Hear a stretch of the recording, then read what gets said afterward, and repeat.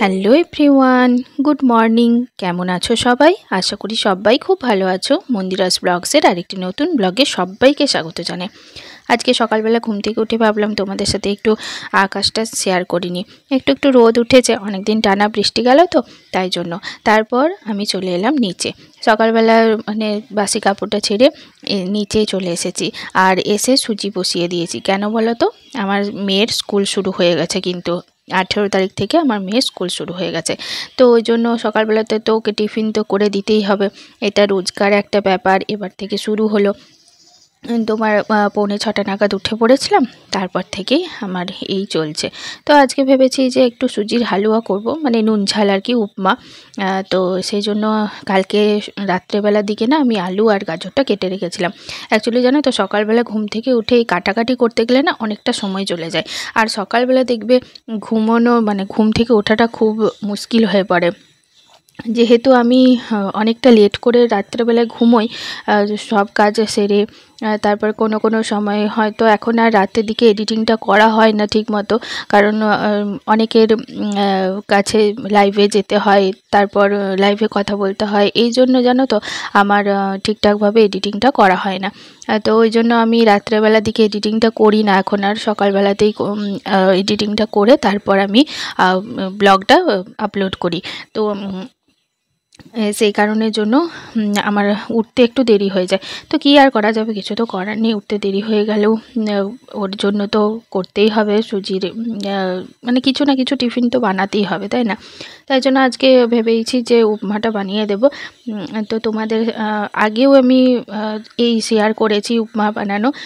তোমরা যারা নতুন বন্ধুরা আছো আমার, তারা তো জানো না, আগের পুরনো ব্লগে আছে। তো সেই কারণের জন্যই আমি আবারও এটা ভিডিও করলাম। সকালবেলাতে ক্যামেরা নিয়ে কাজ করার মতো একদম সময় থাকে না। সকালবেলাতেই একদম উঠেই ঝটপট করে ওর জন্য কিছু না কিছু বানিয়ে দিই। তো আজকে ভাবলাম যে চলো, যখন সুজির উপমাটা বানাচ্ছি নুন ঝাল, তখন তোমাদের সাথে শেয়ার করি। তার জন্য আলু আর গাজরটাকে সাদা তেলে আগে ভেজে নিয়েছি। তারপর এখন একটু 2 চামচ মতো ঘি দিলাম, সাথে একটু দিলাম কারি পাতা, লঙ্কা কুচি আর আদা কুচি। তো এটা দিয়ে দিয়েছিলাম। আর আলু যখন ভাজছিলাম তখন তো দেখলেই তোমরা, নুন হলুদটা একটু বেশি পরিমাণেই দিয়েছিলাম যাতে সুজির সাথে মিশে যায়, নতুন করে আর দিতে হবে না। তো তারপর আগে সুজিটাকে শুকনো খোলায় নেড়ে নিয়েছিলাম কড়াইয়ে, তোমরা দেখতেই পেলে। তারপর এখন আমি করছি তোমার সুজিটা ভালো করে মিশিয়ে নিলাম। মিশিয়ে নিয়ে তারপর এখন একটু অল্প অল্প জল দিচ্ছি। মানে একবারে বেশি জল দিলে সে গ্যাদগেদে টাইপের হয়ে যাবে, বুঝলে তো? যেমন সুজি আমরা খাই জেনারেলি সেরকম হয়ে যাবে, কিন্তু এটা একটু ঝুড়ো ঝুড়ো হবে। সেই জন্যই আমি অল্প অল্প করে জল দিচ্ছি, যাতে ঝুড়ো ঝুড়ো হয়, আর সুজিটাও যাতে তোমার হয়ে যায় ঠিকঠাকভাবে, কাঁচা কাঁচা যেন না থাকে। সেই জন্য অল্প অল্প পরিমাণ করে একটু একটু করে জল দিয়ে দিয়ে করলাম। আর তারপরে আমি চিনিটা এখন দিয়ে দিচ্ছি। চিনিটা যখন সুজিটা দেবে তার সাথেও দিতে পারো। তো আমি সেই অবস্থাতে দিইনি, ভুলে গেছিলাম, সেই জন্য এখন দিয়ে দিলাম। তো এখন দিলেও কোনো অসুবিধা নেই, ঠিকঠাকভাবে নাড়াচাড়া করে নিলেই কিন্তু মিশে যাবে। ভালো করে নাড়াচাড়া করতে হবে সবটা, যাতে ভালোভাবে মিশে যায়। তো এইভাবে নাড়াচাড়া করতে থাকলে, অনেকক্ষণ ধরে নাড়াচাড়া করলে তাহলে কি হবে বলো তো, চিনিটা গলে যাবে।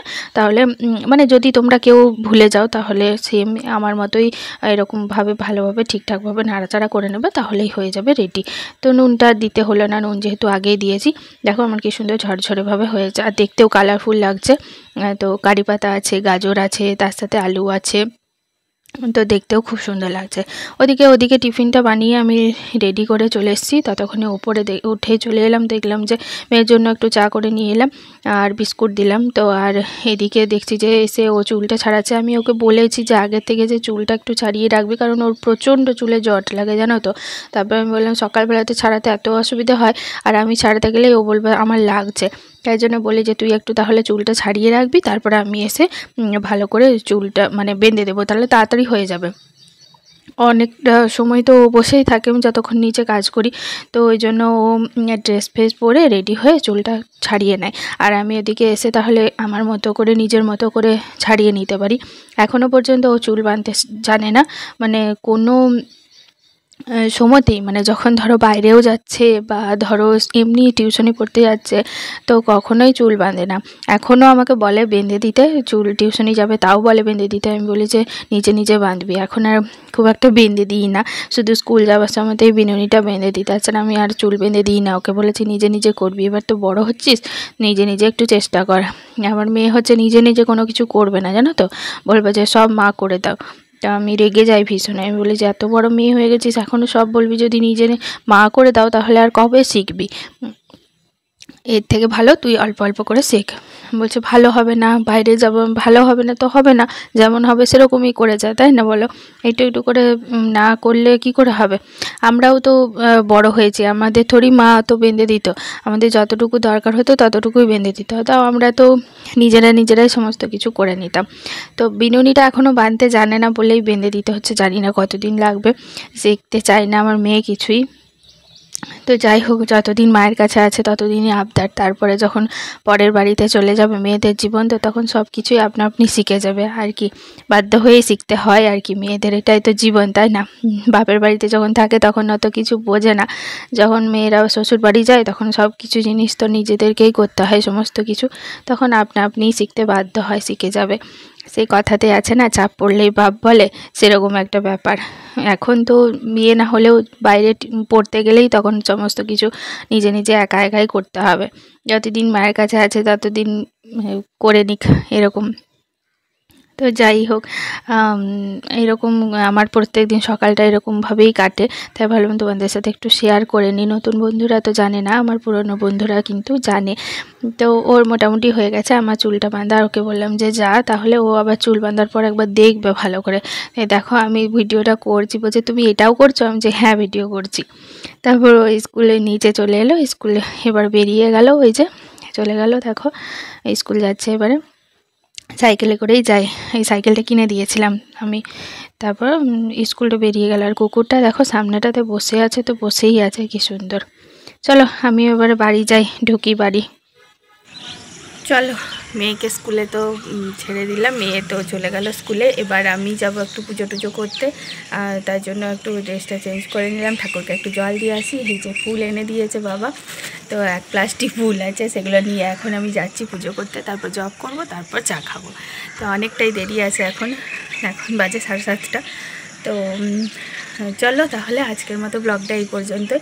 আর যদি ব্লগ দেখতে ভালো লেগে থাকে অবশ্যই লাইক করে দিও, শেয়ার করো, কমেন্ট করে জানিও আমাকে আমার ব্লগ তোমাদের কেমন লাগলো।